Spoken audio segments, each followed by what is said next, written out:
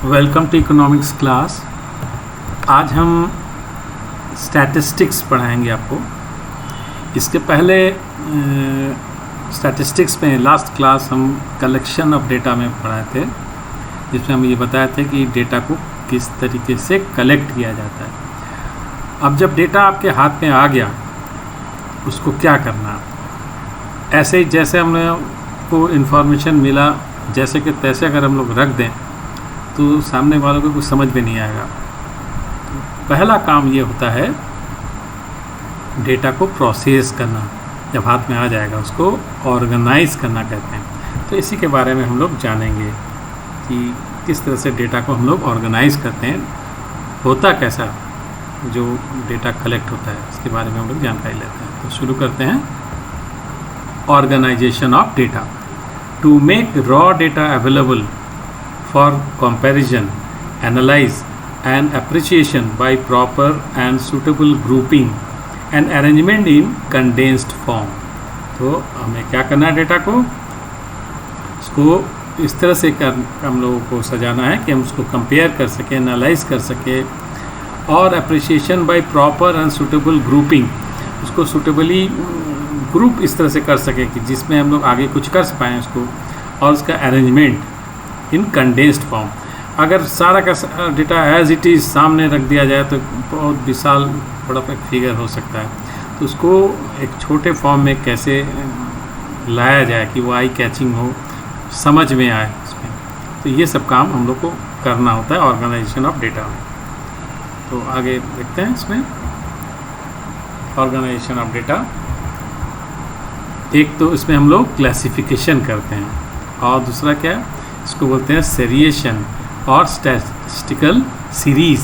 Statistical series हम लोग बनाते हैं। तो ये दो तरीका हो गया। क्लासिफिकेशन में क्या करते हैं, process of grouping into different classes और सब क्लासेस अकॉर्डिंग टू कैरेक्टरिस्टिक्स। तो किसी कैरेक्टरिस्टिक्स के आधार पे क्लासेस में उसको बांट देना या सब क्लासेस फर्दर और क्लासीफाई उसको कर दें, तो ये सब होता है क्लासिफिकेशन। और सेरिएशन और स्टैटिस्टिकल सीरीज़ में हम लोग क्या करते हैं, classified information arranged in a logical and systematic order in a particular sequence. तो एक पर्टिकुलर सीक्वेंस में हम लोग को सजाना होता है उस डेटा को, इसको हम लोग सेरिएशन कहते हैं। अब हम लोग देखेंगे इंफॉर्मेशन, जो जानकारियाँ हमें मिलती हैं उसको इंफॉर्मेशन कहते हैं। किस तरह का होता है, एक तो होता है क्वांटिटेटिव और दूसरा होता है क्वालिटेटिव। तो दो तरीके से हम लोग बांट सकते हैं सारी इंफॉर्मेशन को, क्वांटिटेटिव और क्वालिटेटिव। क्वांटिटेटिव में क्या होता है, characteristics which are capable of being measured numerically, जिसको हम लोग न्यूमेरिकली मेजर कर सकते हैं, उनको हम लोग क्वांटिटेटिव इंफॉर्मेशन कहते हैं। और क्वालिटेटिव किसको कहते हैं, characteristics which are not capable of being measured numerically, जिसको हम लोग न्यूमेरिकली मेजर नहीं कर सकते हैं, तो वो होता है क्वालिटेटिव। अब इसका एग्जांपल देखें क्वांटिटेटिव में, इसमें आता है variable, numerical value of single variable. तो इसमें हम लोग के पास डिफरेंट वेरिएबल्स होते हैं जिसका वैल्यू जो है न्यूमेरिकल होता है। और क्वालिटेटिव में क्या हम लोग करते हैं, एट्रीब्यूट्स, उसमें क्या होता है, नेम ऑफ कैरेक्टरिस्टिक्स। तो तरह तरह का जो कैरेक्टरिस्टिक होता है उसका नाम हम लोग देंगे। तो इस तरह से हम लोग उसको डील करते हैं। इसमें वेरिएबल में हम लोग न्यूमेरिकल वैल्यू डील करते हैं, एट्रीब्यूट्स में हम लोग उस कैरेक्टरिस्टिक्स का नाम ही ले सकते हैं, उनको हमें डील करना होता है। और ये दोनों मिला के, वेरिएबल और एट्रीब्यूट्स, ये दोनों ही मिल के होता है, उसको हम लोग कहते हैं रॉ डेटा। जो हम लोग के हाथ में आता है, वेरिएबल हो या एट्रीब्यूट्स हो, उसको हम लोग कहते हैं raw data. The collected data in unorganised form, ये जान के रखें। तो जब ऑर्गेनाइज नहीं करते हैं, जब जिस हालत में मिलता है, उसको हम लोग कहते हैं रॉ डेटा। अब मेथड्स ऑफ क्लासिफिकेशन, किस तरह से क्लासिफिकेशन करते हैं, ये भी हम लोग जान लें।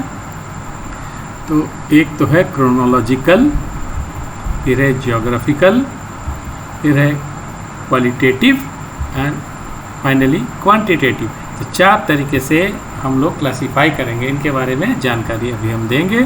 ये 4 तरीका है जिसमें हम लोग क्लासिफिकेशन करेंगे, एक एक करके लेंगे। पहले क्रोनोलॉजिकल क्लासिफिकेशन कैसे करते हैं ये समझाएंगे। होता क्या है, data is classified with respect to different periods of time. तो अलग अलग समय के हिसाब से इसको किया जाता है। इसका एग्जाम्पल हम लोग देख सकते हैं। देखिए ये एक एग्जाम्पल है आपके सामने, जिसमें देखिए 1951 से 2011 तक का डेटा है। ये ईयर है, इसमें देखिए डिफरेंट ईयर्स है, देख रहे हैं, अलग अलग ईयर है आपके सामने।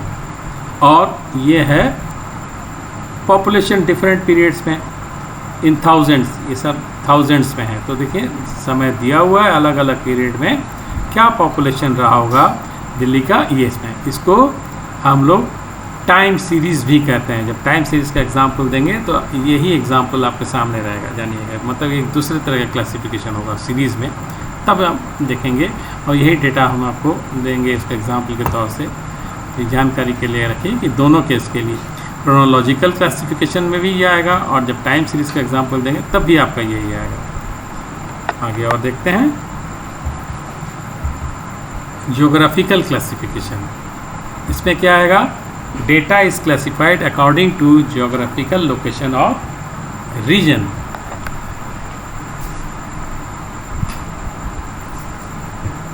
इसमें क्या होता है, जगह के नाम के हिसाब से, रीजन के नाम के हिसाब से हम लोग अरेंज करते हैं। इसका भी एग्जांपल देखिए ये डिफरेंट स्टेट्स का नाम दिया हुआ है और उसका पॉपुलेशन दिया है, वही पॉपुलेशन था, अब इस प्लेस के नाम से हिसाब से हो गया। इसको हम लोग स्पेशियल सीरीज़ भी कहते हैं। ये भी इसके एग्जांपल में इसको भी हम लोग रखेंगे। ये जगह के नाम के हिसाब से इसको जियोग्राफिकल क्लासिफिकेशन कहते हैं। तो ये देख रहे हैं इसका एग्जांपल, इस तरह का डेटा को हम लोग कहते हैं क्लासिफिकेशन कहते हैं जियोग्राफिकल क्लासिफिकेशन। फिर है क्वालिटेटिव क्लासिफिकेशन। इसमें क्या करते हैं, data is classified on the basis of descriptive characteristics और on the basis of attributes which can not be quantified.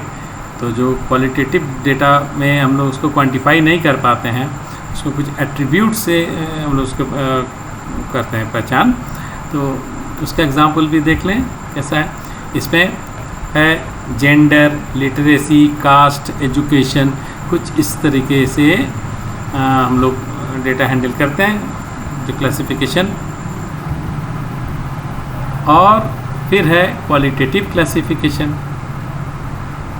इसमें क्या करते हैं, इसमें एक देखिए सिंपल क्लासिफिकेशन होता है, एक होता है मैनीफोल्ड क्लासिफिकेशन।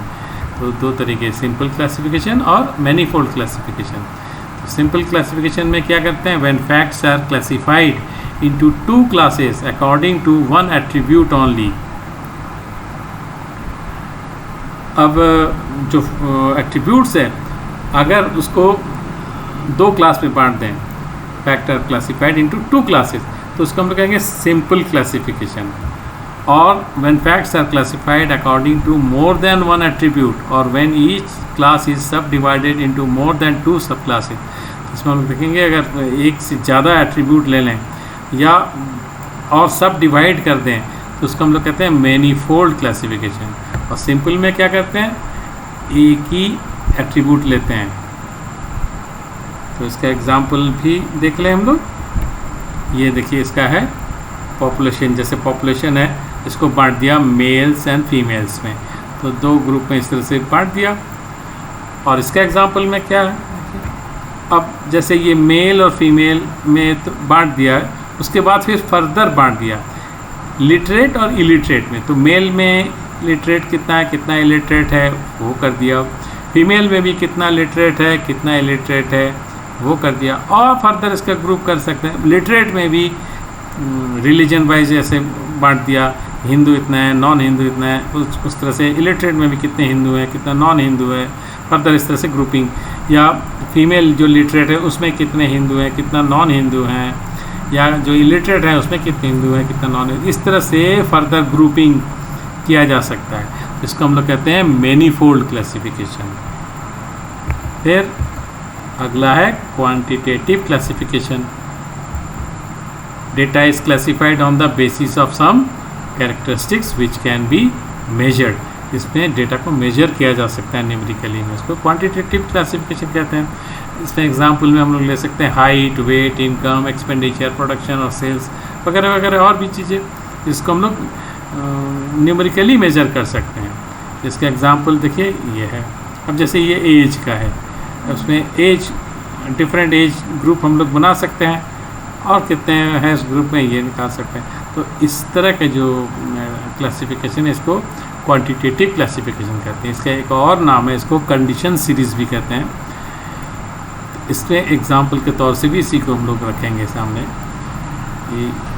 इसमें एज का जो कंडीशन है, इस एज में है तो इसमें आएगा, इस एज का होगा तो दूसरे ग्रुप में आएगा। इस तरह से इसको कंडीशन सीरीज़ भी कहते हैं। जब वो समझेंगे तब इसी एग्जाम्पल को सामने रखेंगे। तो ये हो गया क्वांटिटेटिव क्लासिफिकेशन। इतना ही है आज के लिए, आशा है समझ में आ गया। इसको रिपीट करके देखेंगे तो और अच्छे से समझ में आ जाएगा। इसी के साथ समाप्त करेंगे। Thank you.